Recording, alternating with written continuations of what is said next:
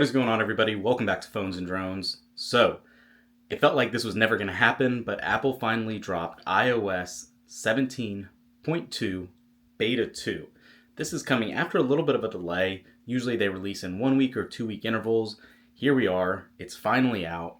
Let's go ahead and do our typical deep dive into it. Take a look at the build number, see how the upgrade process went, check out the heating on the device itself, and see if any features stand out. Since this is a second beta, it's possible that there will be some updates, unlike 17.1.1 that Apple just rolled out as well. Usually when you get those dot releases, you're not going to expect any new features. They are purely bug fixes, and that was the same for that update. Since this is a beta 2, like we said, hopefully we'll find something new. If we don't see it in this video, we will do another subsequent video for you guys to make sure you get to see what we find. Let's go ahead and jump right into it. Okay, iOS 17.2 Beta 2 just finished installing, and as you can see here, it is successfully updated. Let's do our heat test as we normally do to start things off. And it is looking, so far, about on par with what we've been seeing recently. A couple of temps over 100 degrees, but it looks like that's actually settling back down. Oh, there's a massive spike, so it looks like Apple still hasn't figured that out for the update process yet. So keep that in mind. It is still running hot and probably not the best for battery health long term.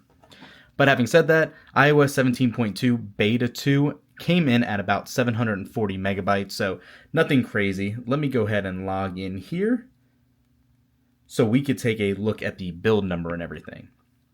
So jumping right into settings, general, about, iOS version, and you can see here we are now running iOS 17.2 with the build number of 21C5040G.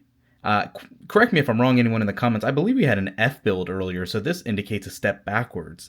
I could be wrong. Maybe that wasn't the ending vocabulary letter, but I truly believe this was an earlier build number than what we're getting now, which is very interesting. Again, could be wrong, don't quote me on that, but let us know in the comments down below.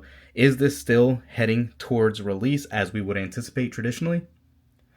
Also, in addition to this, Apple did drop iPadOS 17.2, tvOS 17.2 Beta 2, macOS 14.2 Beta 2, and watchOS 10.2 Beta 2 today, which, don't worry guys, we will be doing our traditional video on that after this one. So make sure to subscribe to the channel to get that notification when that goes live. Obviously, the biggest feature in here is going to be that journal app from this update. But before we jump into that, I do want to go into our iPhone storage, since this has been a known issue in the past as well, and take a look at everything. And you can see it looks correct. So now for the last couple of beta builds, these have not been an issue. The actual OS itself is running a little under 12 gigs, and the system data is hovering around 8.6. If you guys recall or follow the channel, you know we had issues in the past with the system data running over 10 gigs, really in line with what the iOS build had as a total. Very strange. Not sure why that is, but yeah. So again, if you didn't see those other videos, if you want to check out that journal app, you can see it right here. And first thing you'll notice, if you have set it up in the past, it is Face ID protected or password protected. So we'll go ahead and get it in. And you can see here that there is a new splash screen for notifications on this to enable. And it says, get in the habit, get notified when it's time for you to write journals. You set the schedule. You can enable notifications. I don't want it, to be honest with you. I don't plan to use this too much, but you can see some of the samples we've used before. You have your filter tab for all entries or reflections still, and you have the ability to add a new entry. You can see any recommended, recent, or just to create that new one. And again, you can take audio notes, music notes, photos, input pictures, or actually do the recommended suggestions here that it might find for you. So nothing else. It is pretty bare bones, to be honest with you. In its current form, I'm not sure if that's going to help it succeed long term, or if it could be, its Achilles heel, and where it's one of those scenarios, less is not better than having more features. I don't know. I'm not a person, again, that uses these journaling apps regularly, so maybe somebody else that uses them can comment down below how you feel about this app in its current stance.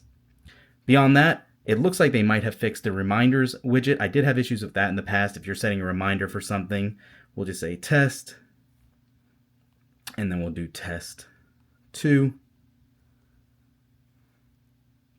And you can see it is populating fine, and if you go ahead and remove it, it does give you that second and goes away, and the total count is updated, and it completed. So that's very good. It looks like everything is working as anticipated on that.